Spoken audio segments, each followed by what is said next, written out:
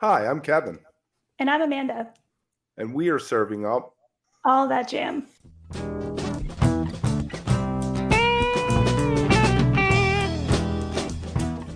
A lighthearted look at the weekend jam bands. Where we break down the jam scene's biggest stories, Talk new bands. upcoming tours, And show reviews. A little laughing, some hot takes, and an always positive message for the community. Rocky Lynn on his new album and documentary.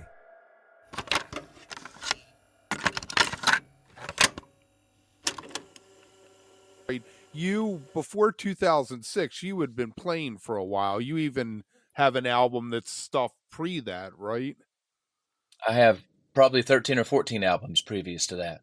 Okay, very good. I saw, I don't know if it's the new documentary, but there's something on YouTube that's about an hour long about you. Do you know what I'm talking about? It has some shots of you in some nice purple like zebra print. Yeah, but that was blue actually, blue leopard print. Blue. Okay. Yeah. And did you live out there too? Did you live out in L.A. for a while? No, I did not live out in L.A., but I was, I was under the influence of all that. Oh yeah, my life. There was this store out in Los Angeles called Dangerous Threads, and all of us poor people thought, man, if we could just buy some of those nice clothes, we could do it. And then, unfortunately, because of the internet, you can't live it down, so it's still out there forever. And it's got my arm wouldn't fit in one of those breeches now. I guarantee it.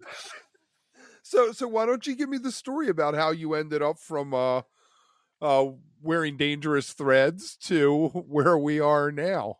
A little bit of an origin story, maybe.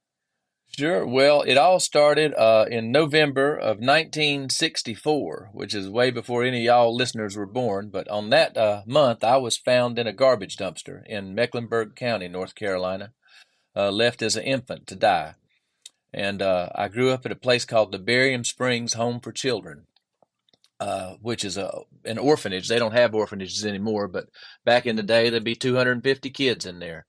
And when I was 4 years old, this man came to the orphanage and he played guitar for us kids in the laundry room. We all sat on the floor and he sat up there and played.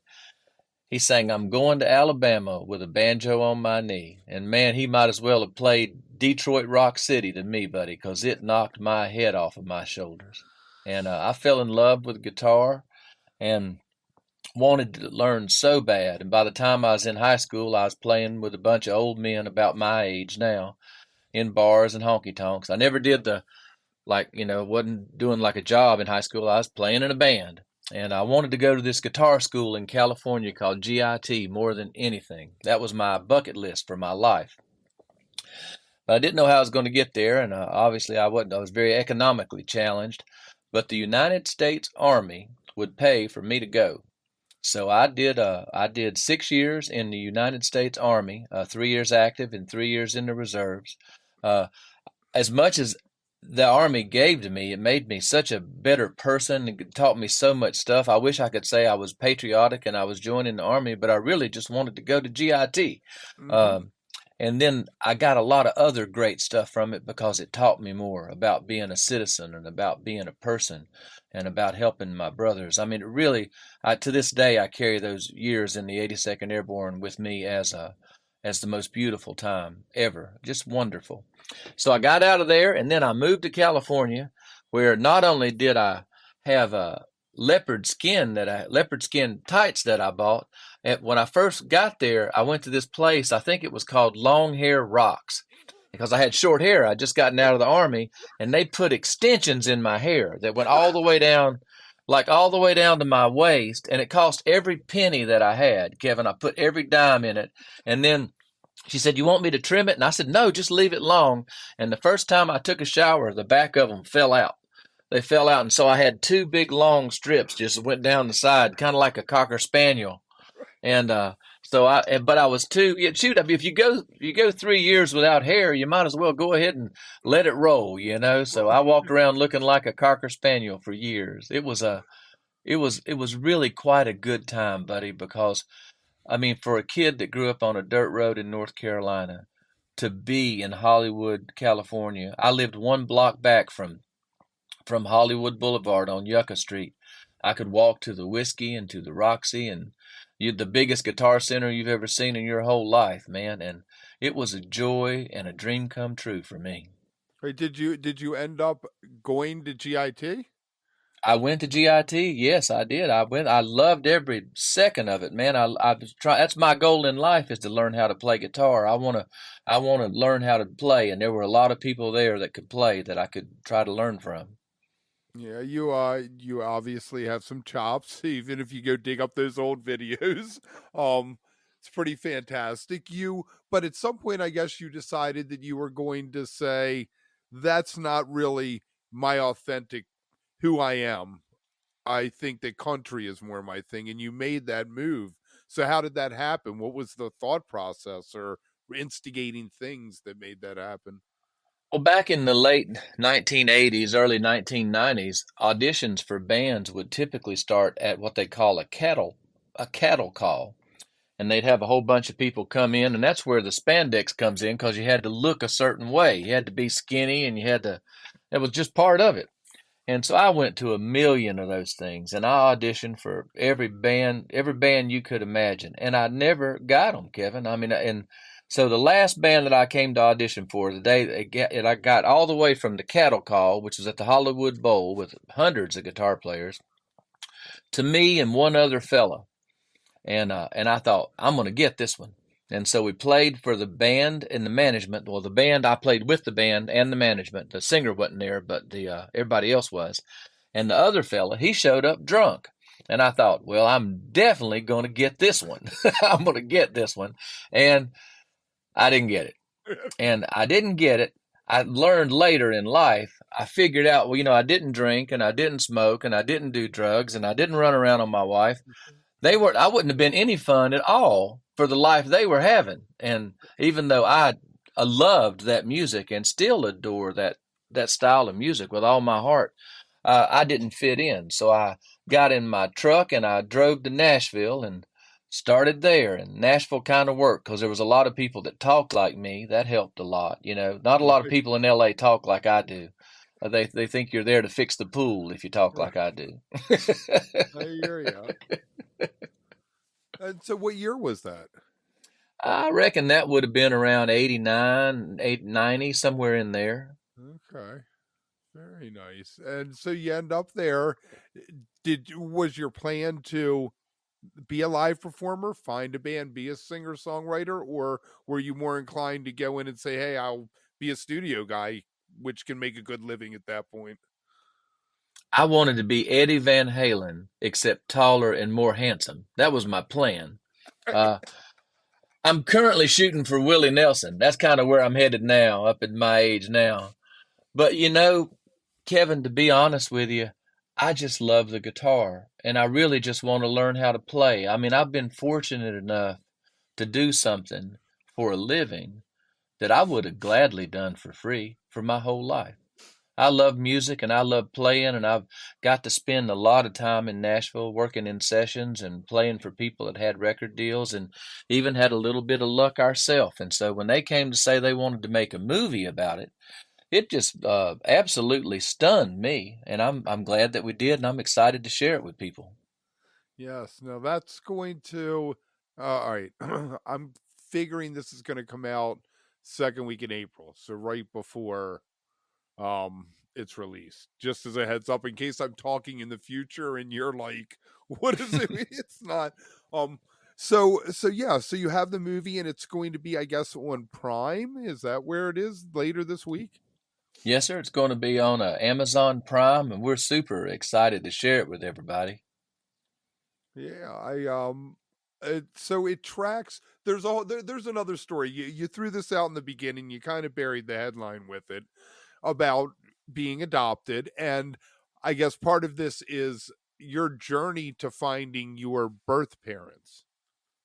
Correct. Well, that became part of the journey after they had started working on the film, and I think it really became the linchpin of the film. And I guess we'll talk about my dad and leave my mom's story. Both stories of my parents are absolutely almost unbelievable. So they used a 23andMe, which is a DNA ancestry chase program, and they found my father. And this is when it turned into something that was way bigger than just a movie about an old guy that wants to learn how to play guitar. It became a movie about finding who you are and where you're from, because I up to that point, my children, when they look back in the ancestry tree, this is it. This is as far as they're Right. going. So I try to do a good job, if nothing else, to have them have something to hold on to in their lives.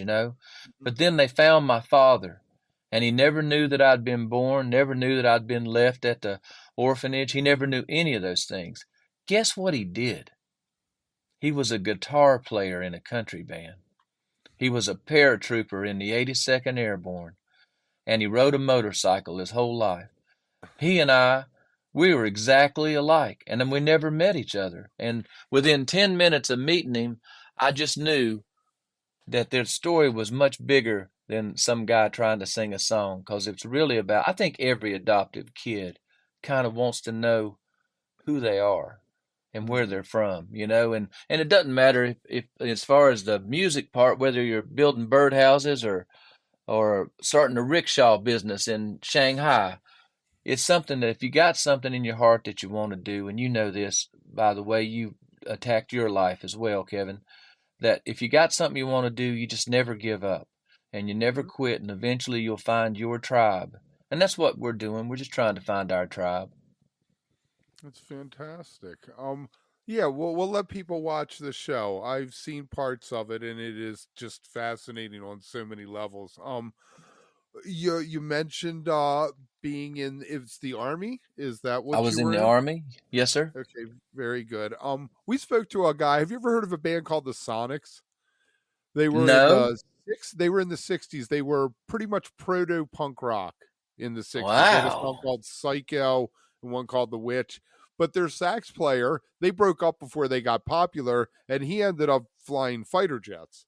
And I was like, that's weird, because I talked to him like a week ago, and it's the second time that I've spoken to someone who was in the service. And for you, it really informs, I guess, a lot of what you've done across your career. Without a doubt. I mean, the first time that a grown man ever said to me, "Hey, son, you can do it," was when I was in the Army. I was going through training, and when you graduate, they pin the medal on your chest there. And he slammed that medal into my chest and said, his name was Sergeant Cowan. I'll never forget. And he looked at me right in the eye and he said, "Son, if you can do this, you can do anything." I just believed him. I just thought, well, he's right, because I never thought I'd be able to do those things they were asking me to do, but I did. And it gave me a confidence, and it also gave me a work ethic and a and a and a and a real healthy respect for the freedoms we have to be able to. I mean, where else can a kid with absolutely no place to go, get a shot at talking to a guy like you and being on a movie that they made about him? If you'd have told me, if you'd have told that 4-year-old kid that fell in love with going to Alabama with a banjo on my knee, that one day they're going to make a movie about you, I'd have thought you need to be in the cuckoo's nest, brother. But they did, and the most beautiful thing about the whole dadgum thing is that I was scared it was going to suck. Like, I was scared the movie just going to be awful, and then because I've done some soundtracks for some movies that were awful. And then when I saw the thing, it's actually it's entertaining, and mostly because it's not about me or trying to say that, oh, look at me or what I've done or nothing like that. It's really about finding family and finding roots and encouraging people to do something positive with their life at any age. New music can come from people my age or people younger, a little bit younger than me, like you, or young people. But it doesn't mean when you're over 50 years old, you have to hang it up and say, I'm not creating anymore, or I'm not going for the ribbon, because we're going for it. Right. Now, the band in the film, is that your touring band always? That is my touring band always. We've been together for decades. We've been playing together for a long time. And that's also on the album. We have our own studio here. I'm talking to you from our studio. We recorded it here, and we did it very old school. Like, I'd spent so many years in Nashville that I would write a chart for a song. I'd write a song, and then I'd make a chart, and I'd do a little demo of me, and then I'd hand it, and everybody kind of would play my parts better than me, and we'd make an album. But this time we didn't do that. I wrote a song, and then I'd just sit on the couch with the guys at the studio here, and we'd play it acoustically till we got our fingers under it. Then we'd go into the tracking room and beat and bang on it. No charts, no click, no auto tune, no tapes, no trickery, nothing. This is just us playing the songs. And it came out much different than a lot of the records I've done up to this point, but it also came out very honest and very genuine. And I'm proud of it. I couldn't be more proud of it or of the people that I'm fortunate enough to play with. Right. So, your keyboard player and his daughter are both in the band? It's my fiddle player and his Fiddle daughter. player. Yep, my fiddle player is Dirk Dowell. He's from Union Grove, North Carolina, which is, if some of your listeners may know, is where they have the world champion fiddlers convention every year. And Dirk was a winner of that thing. And one day when his daughter was 12 years old, I have a daughter the exact same age. He called me and he said, Dalen can sing that high part as good as I can sing the middle part. And she started singing with us when she was 12. And now she's a senior at UNC Charlotte, going to be an engineering program, be an engineer at the end of this year. And she's changed her schedule around where she can leave with us every Thursday, get on a plane. All of our dates are fly dates, and fly to wherever we're playing and come back that weekend. We entertain a lot of troops. We do a lot of stuff for the soldiers and people like that. Right. But, and then she's pretty. She looks like she actually could wear the spandex and get away with it. But all of us old men, we up there playing, and then when so if you want something to look at, you can look at our pretty girl we have over here. Exactly. Beyond the music, you're known for your advocacy of veterans and their families. You have some kind of initiative or organization that you work with, and you've tied motorcycles into that? Yes, sir. I started 22 years ago an organization called Tribute to the Troops, and we're a charity, all volunteer. Everybody volunteers their time, and we're in all 50 states. And what we do is once a year in each of the places where we hadn't got all 50 states yet, but we're in them. We just got to get rides. We get on motorcycles and we go visit families whose children have been killed post 9/11. So like our husbands or wives that died in Iraq and Afghanistan.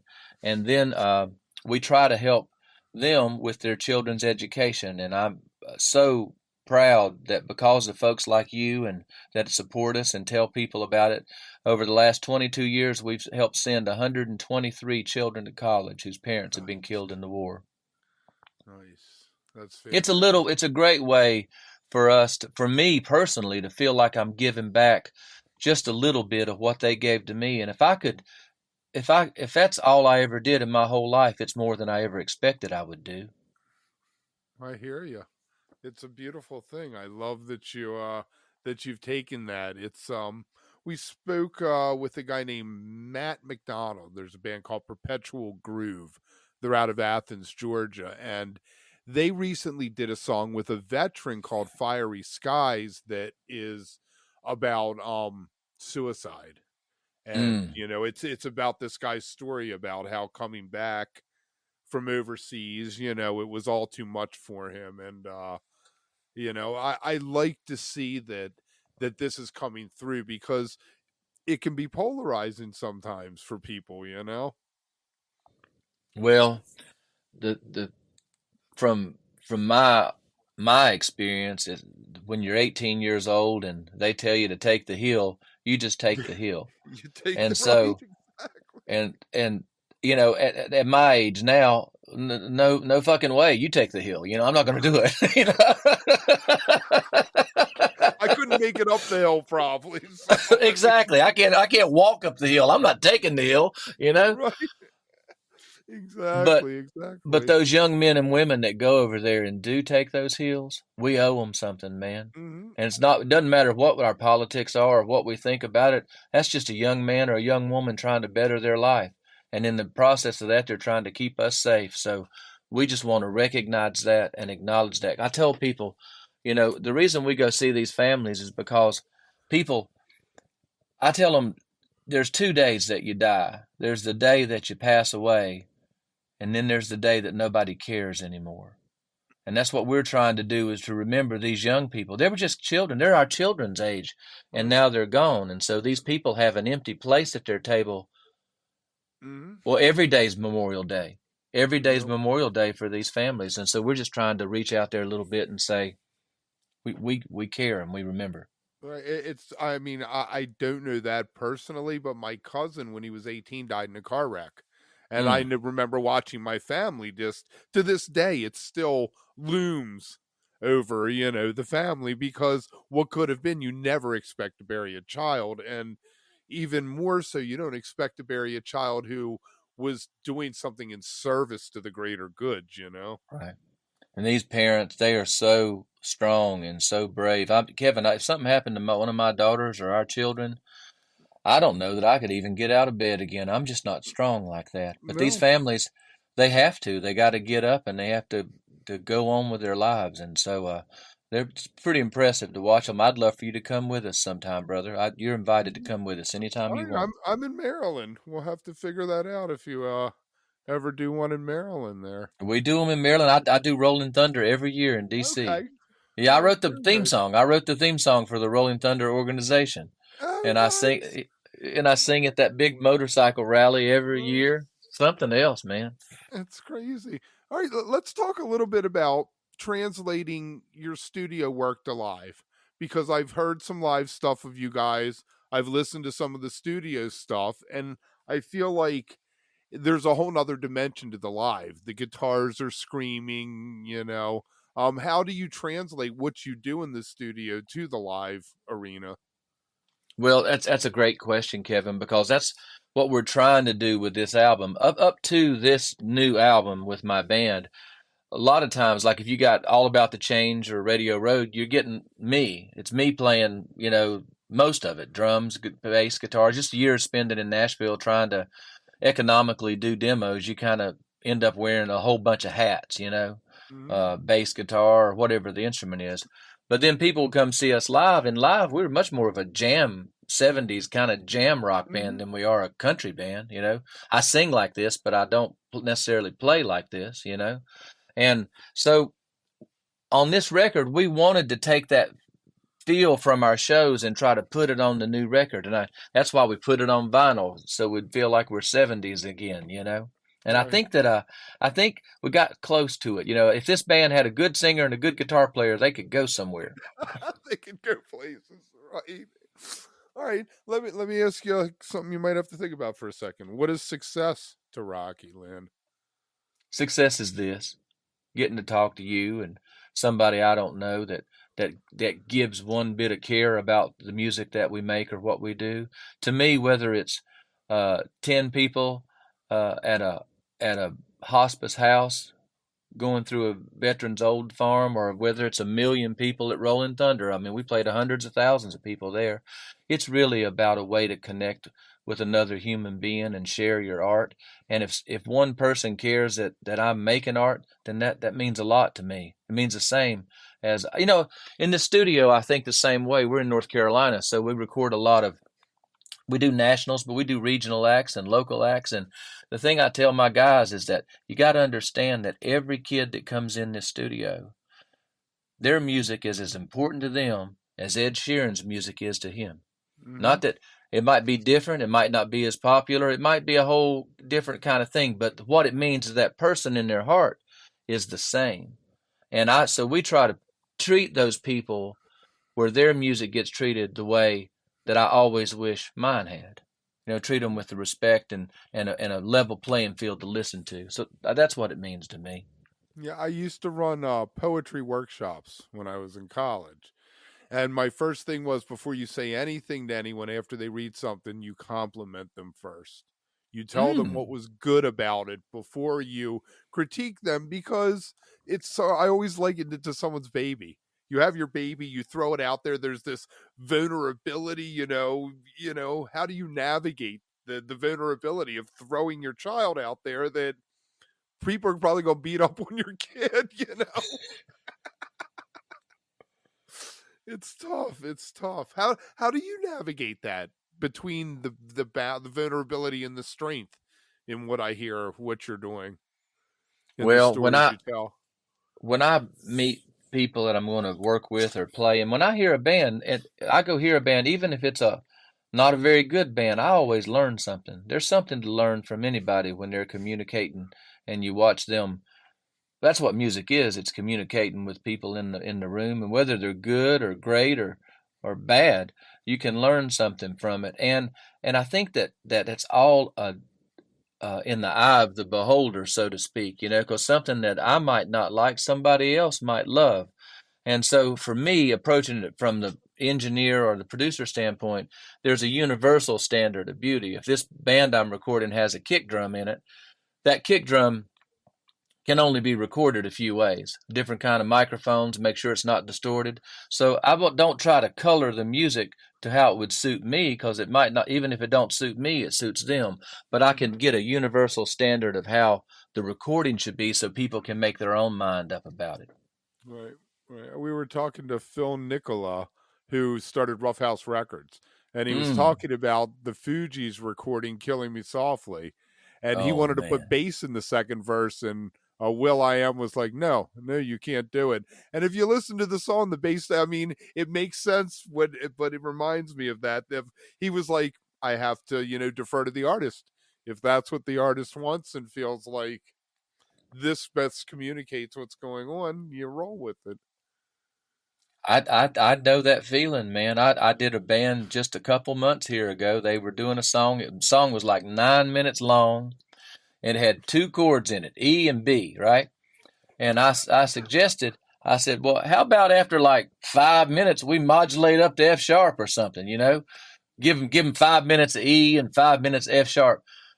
Man, I might have tried to ask him to do the equivalent of pi in a scientific formula. He had no earthly idea what I was saying or what I was talking about. He said, "We're not going anywhere. It goes like this." And I said, "It's cool, man." So it's 9 minutes and 47 seconds of E and B. Have at it, brother. That's fantastic. So when you hit the road, how do you navigate everything you've done since '89 into a set list, into giving someone 14 to 20 songs or whatever you get to do a night? It's interesting because for a group that's only had, we know we've had a little bit of success with Lipstick and Do We Still, a couple top 40 records. But other than that, I've got like 16 records of music, two all instrumental jazz records, a rock and roll record, a patriotic record, a motorcycle. I got records about everything but a dog. I guess that's next. I'll write a big puppy record. So it's interesting if you come see us, because we don't always do the same show. We'll play the ones that if you were Aerosmith, I'll tell you a story. This ain't Aerosmith, but I was playing the county fairs with this artist on B&A record. And there was another guy there that had the #1 record that week. So the guy I was playing with had a hit, and then this other guy had a big hit. It was the #1 record that week, and Alabama was the headliner. Alabama. So we're all in the catering part where we're getting the food, and Alabama's manager comes in. He was a fantastic human being. And the other guy's manager comes up and says, we got the #1 record this week. I don't know why we're not the headliner. And without missing a beat, Alabama's manager said, "Oh, you guys can be the headliner. That's fine. We'll just go move everything around, and you guys come on right after us." And the guy smiled and said, "That's going to be great." And he said, "Oh, by the way, after you play that #1 record, what are you going to play next?" He says, because Alabama's set list is 23 records long, and they're all #1s. so I don't have that problem, Kevin. I just got one or two I got to put in there, and then we'll play whatever feels right, Figure it out. First time I went to Nashville, I was in the airport, and Alabama used to have a restaurant in there. I'm not sure it's even in there anymore. And I go in, and I said to the bartender, like an idiot, I was like, "I love that song, Elvira." He goes, "Sir, that's the Oak Ridge Boys." I was like, "Oh yeah." I was like, he isn't going to serve me, is he? He's going to cut me off before I even He's going to start. cut you off before you get started. Oh my! All right. So, what lessons have you learned? What has the industry taught you? Well, I think more than anything, it's taught me that this is a long road, and it's hard, and it should be hard. If you it's all the people that want to do it. There's so much talent out there, so many great people that don't get heard and don't get listened to. But I do believe Rick Derringer said it best when, oh no, it was Todd Rundgren. Todd Rundgren said, if you're willing to dig hard enough and long enough, you can find your tribe. And that's what we're doing, looking for our folks, and we're just going to keep on doing it. We're going down singing. You can bet on that. Right. So the album is going to be called what? It's called Love. Okay, there you go. That's easy to remember there. And Yep. it's coming out in conjunction with the movie on what's the date? On April 26th. April 26th, the movie and the record all both come out on that same day. Now, are you on the road now, or are there plans for the road coming up to support this?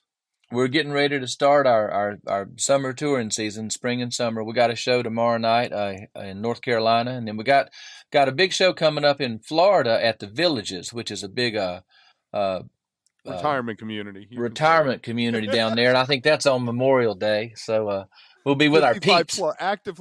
I used to sell real estate, and I would call it active living. Yes. 55 plus just never sounded good, Right. Used to sound old to me, but don't sound that old anymore. Right, exactly. I can do that now. So you said that you do flights. You do a lot of flights. So you try to book most of your gigs just as weekend instead of getting in a bus and hitting 3-4 weeks across the country. Well, our records were played heavily in certain areas of the country. So, like in Minnesota, Oregon, parts of Texas, Florida, places like that, we can get pretty good gigs. And then other places, we play different kind of places. But we fly to those because, well, the first time you're in a bus, it's the most awesome thing ever because you've been in a van for 20 years before that. Then all of a sudden there's a TV and a bathroom and a couch and you can't even believe it. But if you spend more than a month out on the road in a bus, it just becomes a great big van. And so Yeah. for us, it's easier for we have trucks and we have a big bus vehicle, all those things. We can do those trips and we do some of that, but most of our dates are fly dates and they're on the weekend. So rather than like a tour where like we're not Iron Maiden where we can say we're going to Helsinki and then we're going all the way down Right. through here, we're kind of going to to Gastonia and then we're going Right. to a different place there, and that's how we tour, but it's all the time. It never really stops. That's fantastic. I love that. I love it. I call it the widespread panic model because what they do is they play maybe twice a month, maybe twice every other month, and they do 3 days in Chicago. Then they do Right. 3 days in Atlanta. So you never have to stress. How do you? Well, one more thing, and then we'll get out of here. You've been around long enough that you remember CDs, and you said you're releasing the new one on vinyl. How has that part of the industry changed that streaming has become untenable for artists? I mean, basically, a lot of musicians I talk to are like, I have to be on the road. I don't have a choice about it anymore. Well, that's just part of the parameters that you have to deal with, whether before I got my first record deal was on Universal Records. I was 39 years old when I got that record deal. But before that, I had toured for a decade under my own name, playing shows, and we had sold over 100,000 CDs without a record deal out of the trunk Right. of our car, basically. And that's and people still want music. We still have CDs on the table and we have albums too, but now they can just go right to iTunes and listen to it. And then that gives you the opportunity to go out and play for folks too. So the model's always going to change, and then you just have Right. to be liquid and move and change with it. Right. Well, I guess if we really think about it, 100 years ago, records were just starting, recorded music. Before that, basically musicians played live. That's what you did if you were a musician. Exactly. It's pretty crazy, pretty crazy. Anything else that you want to throw out for us? I just want to thank you, Kevin, for taking the time with me and having to visit. I wish you the best of everything. I'm a big fan, and if I can ever be of service to you, I'm here. Yes, same with us. Whenever you have stuff coming up in the future, definitely reach out. We'd love to talk to you again. Absolutely. Thank you, brother. If you are enjoying All That Jam, please like and subscribe to our social media channels at All That Jam Pod on Twitter, Instagram, and Facebook, or visit our website, allthatjampod.com. Make sure to sign up for our email list and tune in every week for new episodes.